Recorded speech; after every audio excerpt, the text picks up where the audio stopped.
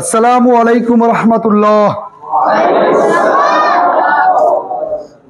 আলহামদুলিল্লাহ, আল্লাহ তাআলার লাখ কোটি শুকরিয়া, অগণিত শুকরিয়া সর্বময় আল্লাহ তাআলার দরবারে। আজকে আপনাদের মতো গোটা সিরাজগঞ্জ থেকে আসা সেরা কোরআন তেলাওয়াতকারী, সেরা শিল্পী সবাইকে নিয়ে বাছাইকৃত এতগুলো মেধাবী মুখ নিয়ে আমি আপনাদের সামনে কথা বলতে পারছি, এই জন্য আল্লাহ তাআলার দরবারে আবারও শুকরিয়া জ্ঞাপন করি। আলহামদুলিল্লাহ। শতকোটি দরুদ ও সালাম বিশ্ব মানবতার মুক্তির দূত, শান্তির দূত, পথের দিশারি, সর্বকালের সর্বযুগের সর্বশ্রেষ্ঠ মানুষ আল কুরআন, যার উপরে নাজিল হয়েছে সংবিধান হিসাবে, পৃথিবীতে যিনি এসেছেন শিক্ষক রূপে, যার কোনো শিক্ষক পৃথিবীতে ছিল না, আল্লাহ স্বয়ং নিজে তার শিক্ষক, সেই বিশ্ব মানবতার মুক্তির দূত জনাবে মুহাম্মদ রাসূলুল্লাহ সাল্লাল্লাহু আলাইহি ওয়াসাল্লামের প্রতি দরুদ ও সালাম। সবাই পড়ি সাল্লাল্লাহু আলাইহি ওয়াসাল্লাম। আমি অনেকের মুখ থেকেই শুনছি ধানমন্ডি ৩২ নিয়ে কিছু কথা অনেকে শুনতে চায়। কেউ বলে ধানমন্ডি ৩২ এটা মসজিদ হওয়া উচিত, কেউ বলে ধানমন্ডি ৩২ এটা মন্দির হওয়া উচিত, কেউ বলে ধানমন্ডি ৩২ এটা টয়লেট হওয়া উচিত। এখন আমি আমার যৌক্তিক একটা ব্যাখ্যা দিব, আপনারা সিদ্ধান্ত নেবেন ধানমন্ডি ৩২ কোনটা হওয়া উচিত।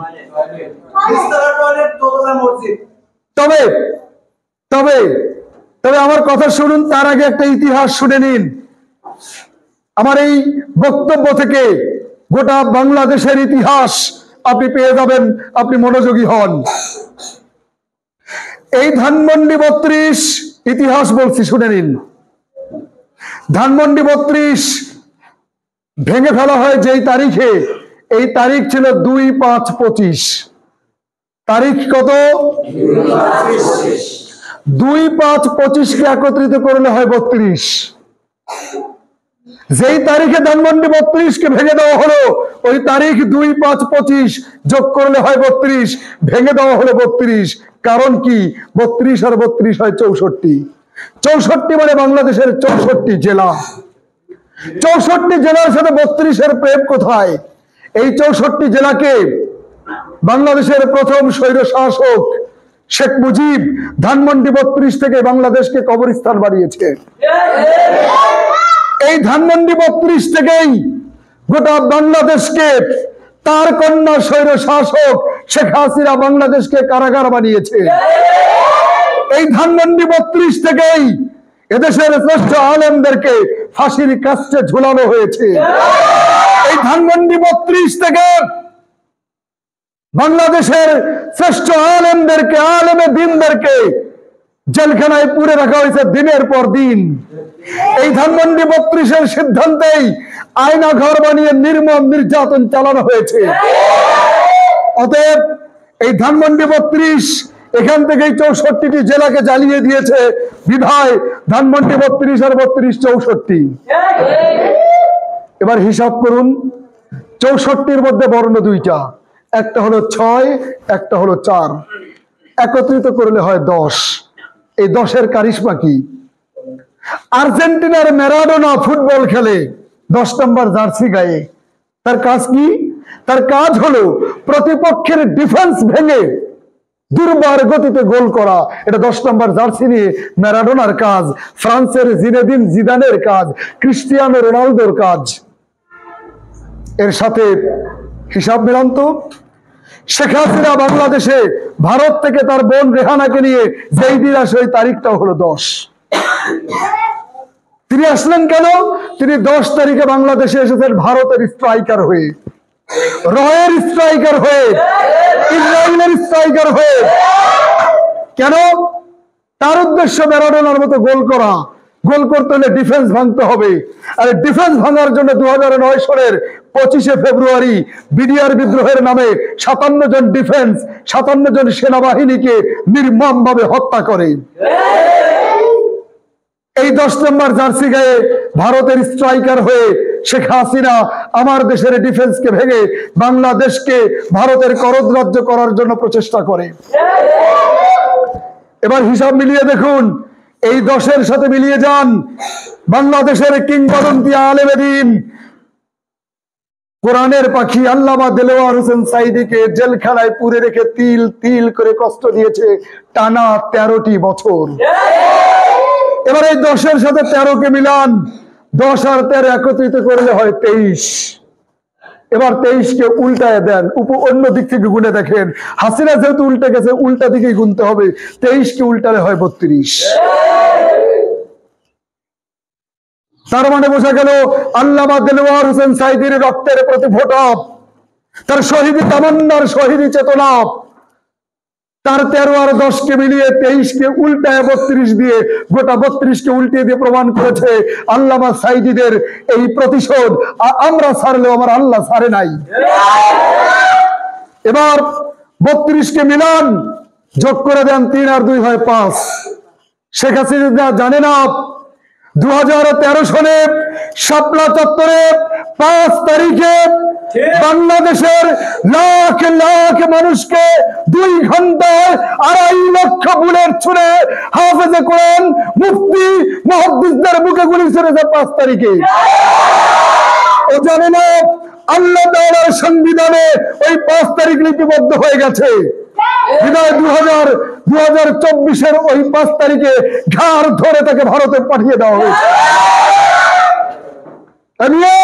5-এর খেলা শেষ হয় নাই, বাড়াবাড়ি বেশি করে। ও জানে না 10 আর 13 23 উল্টালে 32 হয়। বেশি কথা বলে, আবার ভারত থেকে মিডিয়াতে প্রচার করে 5 তারিখে, 5 ফেব্রুয়ারি। আল্লাহ পছন্দ করেন নাই, 5 তারিখে তার ধানমন্ডি 32 ভেঙে ঘুরিয়ে দিয়েছে। এবার এই 5 হলো 3টা, 2013-র 5, আল্লামা দেলোয়ার হোসেন সাঈদীর শহীদ গণঅভ্যুত্থানের 5, আর ফেব্রুয়ারি ধানমন্ডি 32-এর 5 একত্রিত করলে হয় 15। ইতিহাস মেলান, স্বৈরাচারী হাসিনার বাবা শেখ মুজিব, তার স্বৈরাচারীর নির্মমতায় নিষ্ঠুরতায় বাংলাদেশের সেনাবাহিনী খেপে উঠে জেগে উঠে মেজর ডালিমের মতো মুক্তিযোদ্ধা 5 তারিখে সেনা কুয়ের মাধ্যম দিয়ে তাকে বিদায় করে দেয়। তারিখটা হলো 15। ওই যে 3-5 কত হিসাব মেলান। কিন্তু জানে না আল্লামা দেলোয়ার হোসেন সাঈদী যেদিন শহীদ হয় ওই তারিখ ছিল বাংলায় 14 তারিখ, সন্ধ্যার পরে আরবিতে হয় 15 তারিখ। এক ঢিলে 2 পাখি। আমরা শহীদ দিবস আল্লামা সাঈদীর জন্য পালন করতে পারি 14 তারিখে, আর আরবিতে মুসলমান হিসেবে পালন করতে পারি 15 তারিখে। অতএব অটোমেটিক্যালি শেখ মুজিবের 15 তারিখ ভ্যানিশ। আসুন ধানমন্ডি 32, এই দিক থেকে দেখলে হবে 23। এই 23 আওয়ামী লীগের জন্ম তারিখ হচ্ছে 23 তারিখে আওয়ামী লীগের জন্ম হয়। কিন্তু প্রশ্ন হচ্ছে আওয়ামী লীগের জন্ম 23 তারিখে হলো কেন? কারণ হলো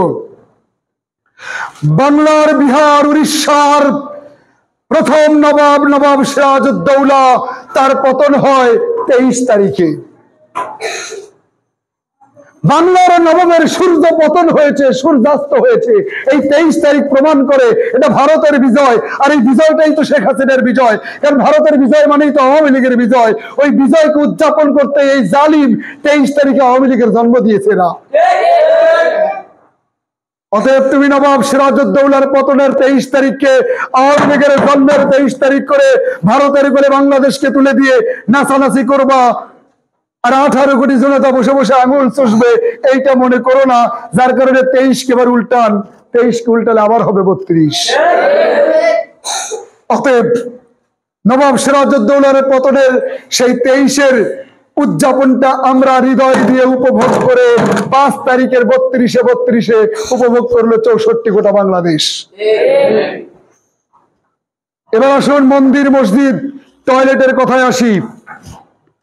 2013 সালে 5ই মে শাপলা চত্বরে আলেমদের কষ্ট দেওয়ায়, এদেশের লাখ লাখ আলেমদের কষ্ট দেওয়ায়, মাদ্রাসা ছাত্রদের সাথে বিমাতাসুলভ আচরণ করায়, পাখির মতো গুলি করে হত্যা করে আবার নিজের নাম কওমি জননী উপহার নেওয়ায়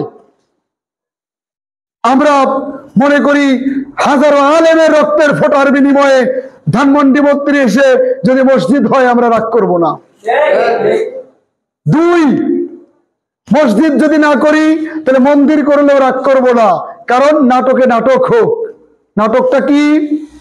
আজীবন আওয়ামী লীগ সরকার তারা সংখ্যালঘু হিন্দু ভাইদের বোনদেরকে নিয়ে গেম খেলেছে। এবার ধানমন্ডি 32-এ যদি মন্দির হয়, ধানমন্ডি 32-এ মন্দির হলে ইতিহাসের পরিবর্তনে, কালের আবর্তনে কোনো এক সময় আওয়ামী লীগ যদি ধানমন্ডি 32 ফিরে পেতে চায় তাহলে তাকে মন্দির ভাঙতে হবে। আর মন্দির ভাঙতে গেলেই তো নিয়ে ভারত ক্ষিপ্ত হবে। তখন আসবে সাম্প্রদায়িক দাঙ্গার প্রশ্ন, আর সাম্প্রদায়িক দাঙ্গার সবচেয়ে বড় মহানায়িকার নাম শেখ হাসিনা। অতএব ধানমন্ডি 32 যদি মন্দির হয় তাহলে ইতিহাসের কালের আবর্তনে যে নাটক 57-53 বছর খেলেছো ওই নাটকেই তোমরা আটকাবা। আবার যদি টয়লেট হয় বড় অখুশি হব না, কারণ হলো আবু জেহেল যদি বিশ্ব নবীজিকে কষ্ট দেওয়ার কারণে তার বাড়ি যদি টয়লেট হতে পারে, 18 কোটি জনতা, বিশ্বের দ্বিতীয় বৃহত্তম মুসলিম দেশের স্বাধীন চেতা মানুষগুলোকে যারা ফজরের নামাজ আল্লাহু আকবার ধ্বনিতে আজান শুনে নামাজে যায়, যারা আল্লাহু আকবার ধ্বনিতে যারা রাতে ঘুমাতে যায়, যারা জন্মের পরে কানে আল্লাহু আকবার, যাদের মৃত্যু হলে জানা যায় আল্লাহু আকবার, যাদের নামাজের ইমামতিতে আল্লাহু আকবার, আকামতে আল্লাহু আকবার, সেই আল্লাহু আকবার বললে রাস্তা থেকে জঙ্গি বলে ধরে নিয়ে যেত যে জালিম, সেই আল্লাহু আকবার বন্ধ করার, স্তব্ধ করার দুঃসাহস দেখানো হয়। ওই বাড়িটা যদি টয়লেট হয় গোটা জাতি উপকৃত হবে। আমরা স্মৃতিচিহ্ন হিসেবে সেখানে দেখতে যেতে পারবো। অতএব ধানমন্ডি 32-এর অঙ্কের খেলা আপনাদের দিয়ে খেললাম, আবার মন্দির, মসজিদ, টয়লেট তিনটার ব্যাখ্যা করলাম। আপনারা নিজেরা চিন্তা করবেন এবং আমার এই ভিডিওর মাধ্যমে গোটা বাংলাদেশের যারা দেখছে এবং দেখবে, আশা করি তারাও বুঝতে পারবে কোনটা হওয়া উচিত। আপনারা আমাকে ধৈর্য ধরে শুনবার জন্য আমি আমার হৃদয়ের গভীর থেকে আপনাদের প্রতি শ্রদ্ধা ভালোবাসা রইল। আমি দোয়া করি আল্লাহ তাআলা সবার জীবনকে করে দিন শিশির স্নাত গোলাপ কুড়ির মতো অনিন্দ সুন্দর। আসসালামু আলাইকুম।